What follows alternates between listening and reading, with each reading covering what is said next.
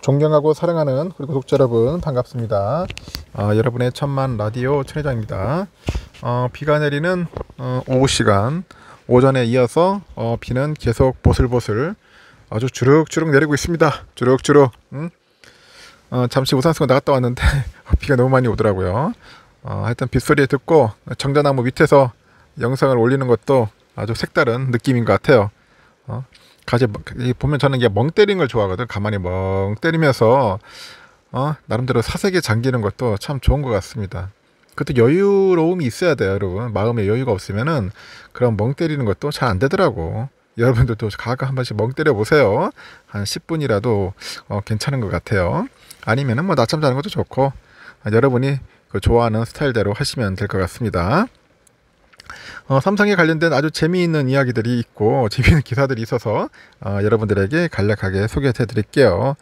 요즘 삼성전자 많이 투자하죠. 어린이날을 맞이해서 또 삼성전자 우선주, 본주 아이들에게 선물도 하는 분들도 있던데, 일단은 장기적으로 보고 여러분 꾸준하게 모으시길 바랍니다. 장기적으로. 그래야지 여러분 나름대로 빛을 볼 수 있지. 장기적인 마인드가 아니면은 좀 힘들 수도 있습니다. 충남 아산이라는 그런 중견기업에서 근무하는 30대 후반의 이모씨, 이 과장이라는 사람이 그 고민인 것 같아. 고민. 그 사람의 고민이 뭐냐. 30대 후반인데 청년이라 할게요. 3년 전 삼성전자 우선주에 투자한 게 한 5천만 원 정도 되는가 봐요. 5천만 원. 그래도 좀 많이 투자했네요. 5천만 원이면. 근데 다음 달 아내가 미용실 창업을 준비 중이어서 자금이 필요하기 때문이다. 그러는 것 같습니다. 야, 지금 문제네. 5천만 투자했는데 이제 문제는 돈이 필요하다는 거지. 창업 자금. 그래서 이 과장은 이 과장인가 봐요. 하여튼 이 과장은 왜 삼성전자 보통주가 아니라 우선주를 샀을까? 한번 고민해 볼 수 있겠죠. 생각해 볼 수 있는데, 그분은 그래요. 딸이 셋 있는데 아이들 대학 갈 때까지 10년 넘게 장기 투자할 거라고 이제 보통주보다 이제 가격은 낮고 이제 배당을 많이 주는 우선주를 샀다고 합니다. 실제 우선주는 의결권이 없고 기업이 배당할 때는 보통주보다 우선적인 지위를 갖습니다. 지난해 말인가 그럴까요? 지난해 말 삼성전자의 연간 배당금이 보통주가 1,444원, 우선주는 1,445원. 이런 차이나 이런. 우선주는 거래량이 적어가지고 원하는 가격에 매도가 힘들다는 단점이 있지만은 우선주는 4일 기준 보니까 시가총액이 얼마냐? 44조 9,296억이에요. 44조 9,296억. 코스피 7위에 해당하기 때문에 걱정할 필요는 없다고 합니다.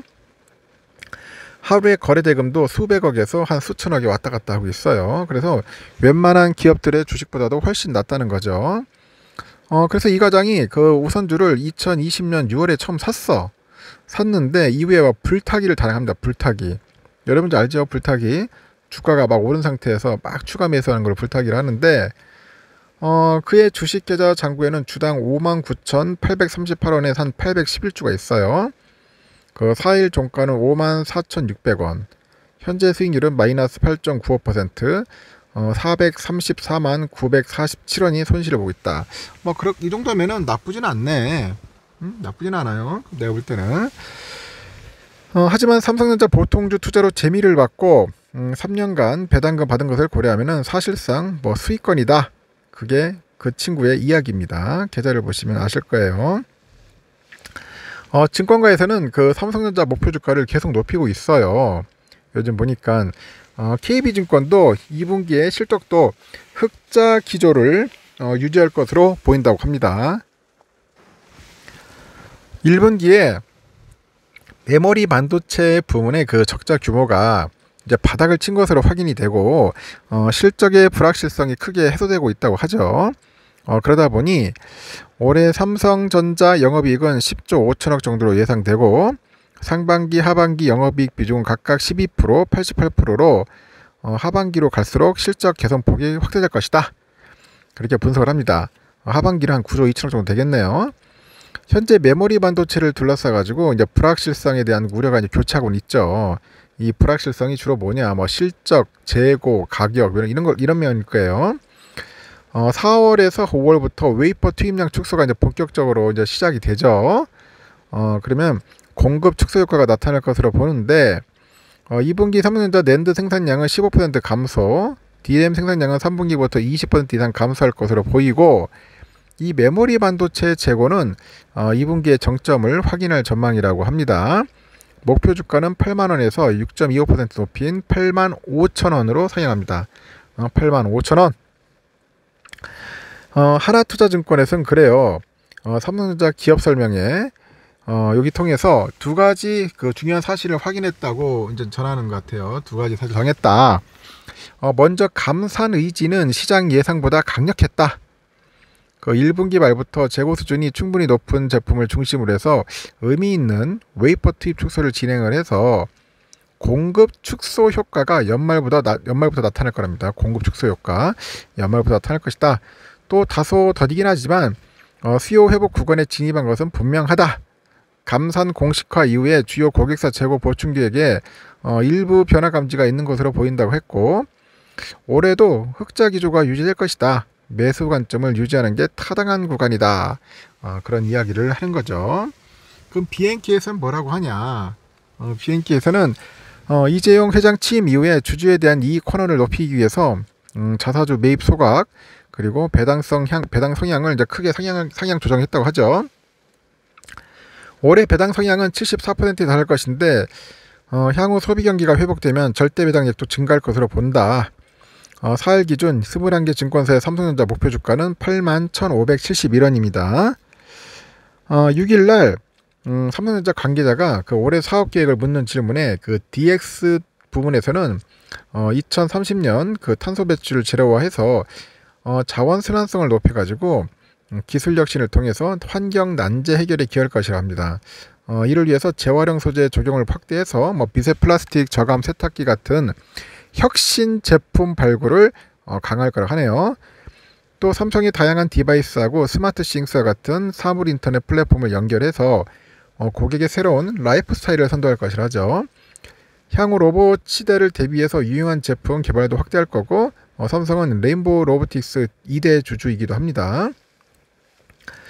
그리고 DS, 이 반도체 쪽이죠. 이쪽 부문은 어려운 환경 속에서도 사업 부문별 특성에 맞게 전략을 수립해서 반도체 시장 리더십을 강화하겠다고 합니다. 그래서 인공지능, 자율주행차 등 신규 응용처하고 데이터 센터 고객에게 한 차원 높은 솔루션을 제공할 거라고 하죠.